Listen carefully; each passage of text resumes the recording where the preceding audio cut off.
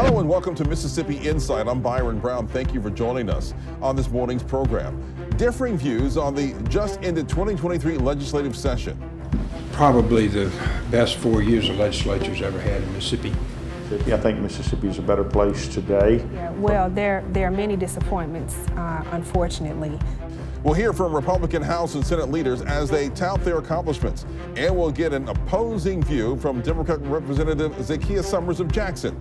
We'll set the stage for tomorrow's special meeting on garbage service, or the lack thereof, in the capital city. It's another busy Sunday morning straight ahead on Mississippi Insight. It was about a week ago that House Speaker Philip Gunn and the President of the Senate, Lieutenant Governor Delbert Hosemann, offered their glowing assessments of the 2023 session. It's a 90-day period that saw some of the most controversial legislation this state has seen in years. We'll get an alternative view of the session shortly. First, here's 12 News' senior political correspondent Richard Lake with the legislative leaders' take. Citing the millions invested in infrastructure, education, and health care, Lieutenant Governor Delbert Hosemann views this session as cause for celebration. This is the largest infrastructure package we've had probably in decades. Over $600 million is going into this. Over $100 million is being spent in addition to their normal funding for education in Mississippi. We have a nursing program, a doctor residency program. All of those came through. Our big bill was the ability for these community hospitals to work with each other. This session has also had its fair share of controversy. House Bill 1020 ruled this legislative session and was at the center of the most intense debates all year. To Hosemann, the bill that displayed Mississippi's political and racial divides cloud the success of this year. As we go through this process where everybody cooler heads prevail, and we get back to remembering the great things we did here in this legislative session, I think those will come back together. Those people were friends before last Friday, and they're going to be friends after last Friday. House Speaker Philip Gunn praised bills that came out of his Speaker's Commission on Life following the overturning of Roe v. Wade. Bills passed this session create tax credits for donating resources to pregnancy care centers and created a foster parents' Bill of Rights. Speaker Gunn is not seeking re-election and is keeping his future plans open. I have not dismissed the possibility of running for office again. I don't know what that would be right now, but I still seek to be able to serve the people of this state and would like to have an opportunity to do that should it arise. Reporting in Jackson, Richard Lake, 12 News. Joining me now in the studio is Representative Zakiya Summers. She is a Democratic lawmaker representing people in Hinds and Rankin County since 2020. Zakiya, welcome to Mississippi Insight. Thank you for having me. One of the session's biggest floor debates occurred Friday before last over House Bill 1020. It gives the state authorities new power to police and adjudicate crimes here in the city of Jackson. Remind people why you and along with many of the Jackson delegation had issues with 1020. Well, we just felt that House Bill 1020 was one piece to a very punitive puzzle against Jackson. It was anti-democratic. It takes away the electorate's ability to elect individuals into these positions. And we were very upset that the authors of the bill did not even take the opportunity to come and talk and engage with legislators that represent the city of Jackson. I felt that it was a bully attempt for the state to come in and exert its authority over local government. This is not the way that we should be operating. We should not be taking away people's rights to be able to vote. And that's what House Bill 1020 does. It's going to create a new court system of individuals that are appointed by a few people that don't live in the city of Jackson, that don't look like the majority of the folks who live in the city of Jackson, to have additional oversight over our court system. And then it's also going to expand the Capital Complex Improvement District. And we must remember that the Capital Complex Improvement District, from its original intent, was to be an infrastructure bill. It was to provide infrastructure funding to properties that surround state-owned buildings. We know that the state does not pay taxes to the local government. It has morphed into something that we don't like, that we don't consider to be help. We know that we have some challenges in the city of Jackson. We don't deny that. But we say if the state really wants to provide help to the city of Jackson, then bring us to the table. Let us know what you're trying to do so that we can engage on that, so we can have some back and forth on that, and we can come up with solutions that everybody will agree to. House Bill 1020 doesn't do that.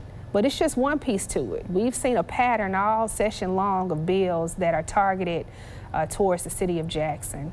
The companion bill to 1020 was Senate Bill 2343, which will give a state-sponsored law enforcement agency in the city of Jackson. So the citizens won't just be dealing with JPD, they'll also be dealing with Capitol Police. Capitol Police were essentially building property security. They were not meant to be law enforcement agency, but now they have come up under the Department of Public Safety, and they are indeed a new law enforcement agency.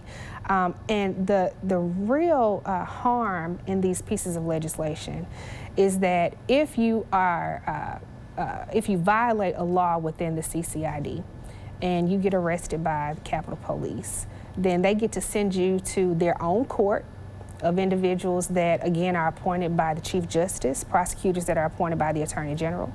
And if you get convicted of these violations in their court, you are put into the custody of the Department of Corrections, which means you don't go to a county jail, you don't go to a city jail, you go to a state prison. We think that this is an opportunity from the state to diminish and dilute the voting power of the citizens of the city of Jackson. And so we're going to fight it all the way. And we are excited and we are happy that we have partners in the advocacy community and the civic community that have stepped up to say we're not going to take the state exerting this type of power over our local government and treating us like second-class citizens. So we look forward to some litigation coming out as a result of this, and hopefully that litigation will be successful. The governor has yet to sign it, but do you believe he will sign this? I believe that he will sign it. He has not signed it yet, which gives citizens an opportunity to voice their concerns to the governor, to say that he can veto these bills. House Bill 1020, Senate Bill 2343, and a couple of others that are anti-Jackson. But I've been told that once the ink is dry, the litigation will come. You believe it's unconstitutional, these bills? Certainly believe it's unconstitutional. As I said, this is an effort to dilute the voting power of the citizens in the city of Jackson. And this is not the help that we say that we need. We understand, again, that we do not have the number of police officers that we should have in a city that has the number of people in our population. But if the state really wanted to help, they could have provided direct investment into our police department. They could provide appropriations to help us with blight elimination. They could help us with our water sewer system. What we saw was another effort that, increasingly is a pattern by the state of Mississippi to create additional oversight over local government, over local control. This is anti-democratic, it's unconstitutional, it goes against home rule. And we say this is Jackson now, but it could be another city next. This is not the type of precedent that the state should be setting. And we certainly do not want to return to the old days of Mississippi when the state was able to come in to communities and tell them how to govern. We should be working alongside our local elected officials, not against them. Bill author Trey Lamar, Republican from Senatobia, he insisted throughout the debate that he was only trying to help Jackson fight a chronic crime problem, especially violent crime. He angrily denied any charges of racism in HB 1020. Do you believe him? Well, I can appreciate the chairman's desire to want to help the city of Jackson.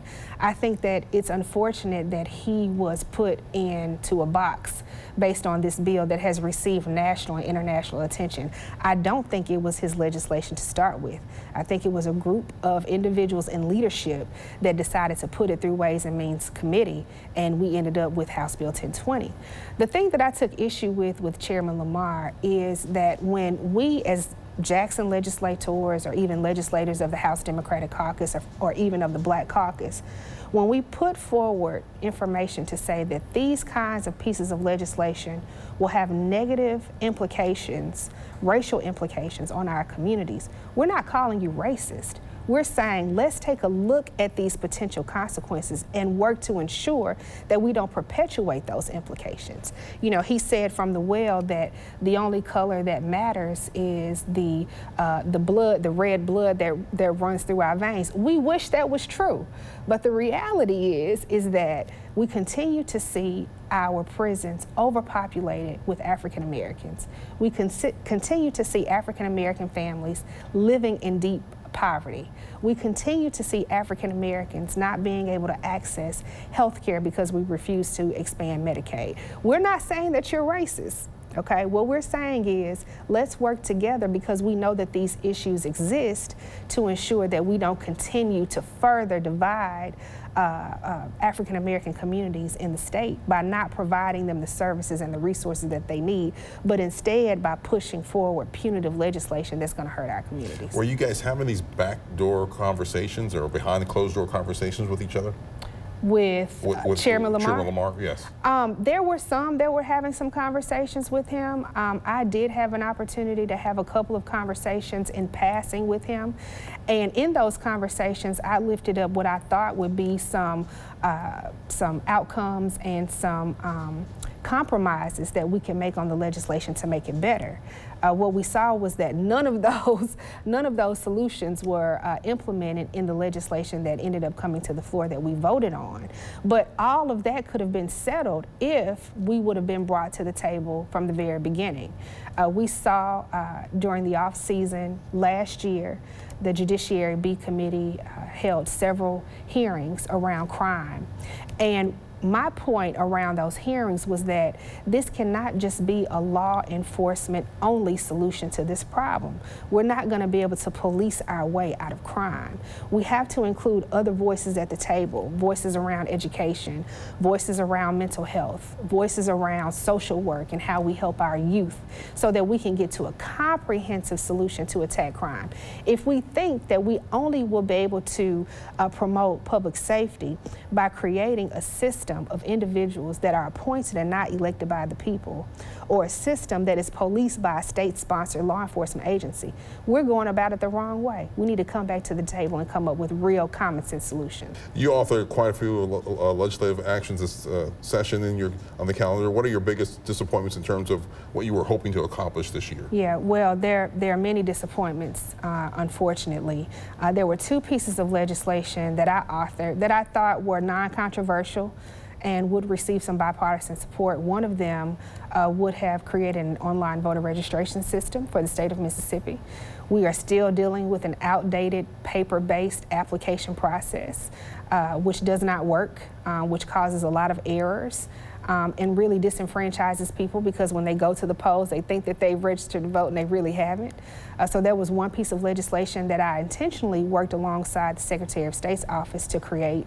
Didn't get any traction on that. The other piece of legislation would have created a mechanism for housing insecure individuals to be able to gain identification. We know that we have a homeless problem in the city of Jackson and across the state of Mississippi. One solution to that is making sure that they have ID so that they can access services and resources that they need to get back on their feet. Those pieces of legislation did not pass. I also put forth a piece of legislation that would have created a task force to study child poverty in the state of Mississippi. Mississippi has the highest child poverty rate in the country. If we're not being deliberate about coming up with strategies to help reduce that, then we're going to continue to see our children and our families without, particularly given that we're living in a post-Dobbs world. We need to make sure that we're doing everything that we can to support our women, families, and children. Well, we ended up seeing not bills to help our electorate, but actually bills to continue to suppress the vote. We saw two bills that came out of the legislature. One of them makes it very easy to remove voters from the voter rolls. We call it a quick purge bill. The other bill makes it very hard for individuals that want to vote by absentee and targets our most vulnerable populations like our elderly that depend on the absentee process. And we'll have more with Zakiya Summers as we examine another fierce debate over garbage service in the capital city. Mississippi Insight continues in a moment.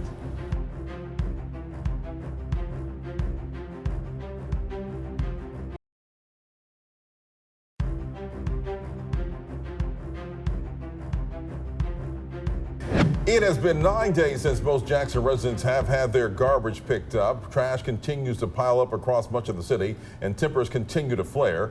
Mayor Chokwe Antar Lumumba and a majority of city council members remain at odds. The mayor insists upon a new 6-year contract with the Interstate Service Richards Disposal, but the council has rejected that bid twice in the last year. Well, tomorrow they'll meet in a special session called by the mayor and aimed at resolving this debate. But judging from a pair of news conferences last Thursday, a resolution may be a very tough trash pile to climb. We're not trying to play a game.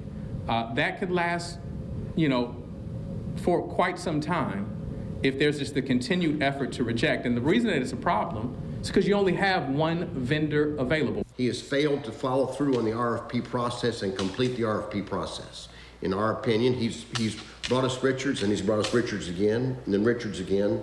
In one case, back in a year ago, he gave Richards the business even though they didn't have a valid contract.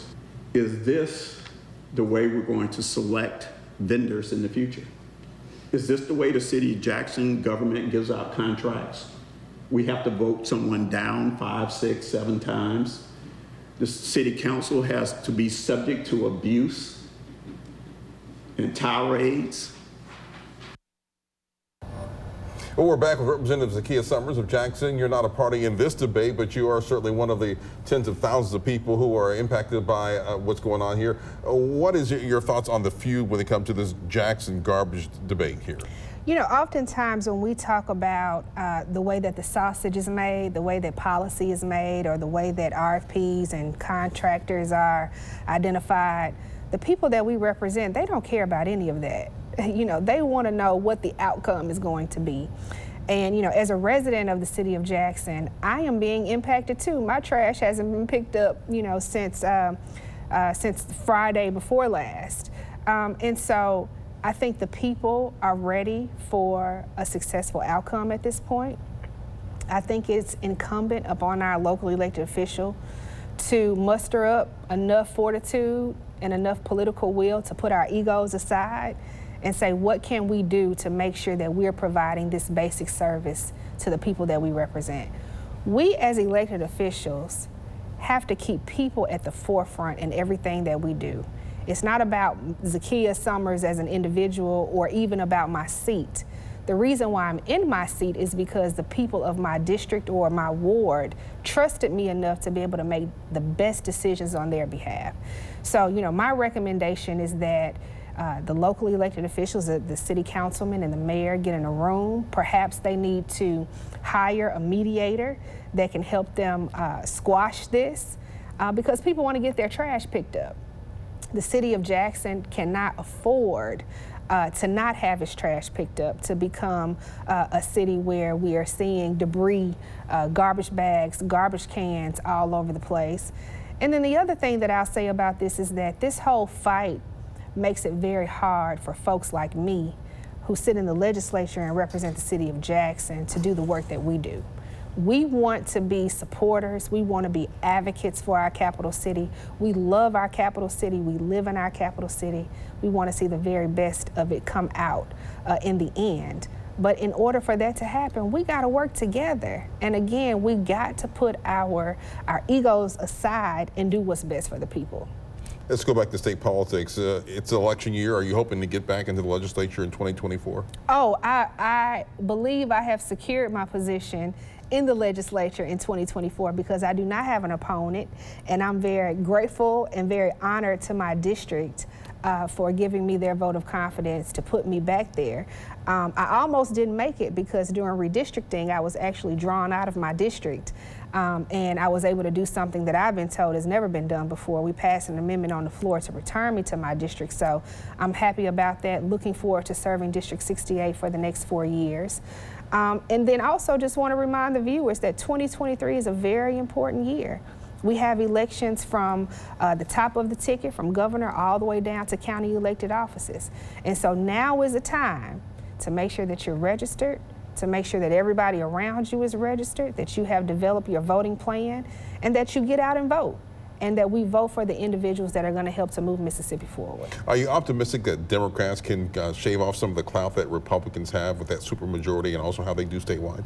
You know, I have to be honest with you, Byron. It is very difficult to overcome the supermajority, particularly given the way that redistricting has played out over the last 20 years.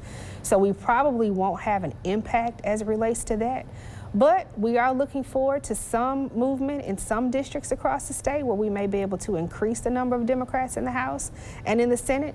We're also very optimistic that we're going to be getting some new leadership in the House of Representatives in our speaker's seat. And we're looking forward, you know, to working across the aisle and really building up bipartisan support on legislation that we care about.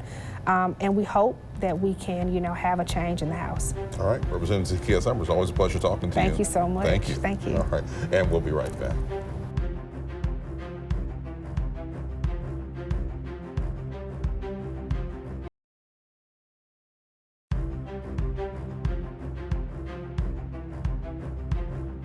If you have comments or questions about today's show or a suggestion for an interview or segment, just drop us a line, email our producers. The address is news@WJTV.com.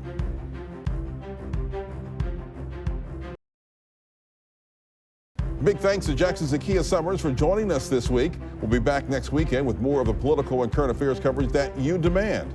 I'm Byron Brown from all of us here at 12 News. Make it a great weekend.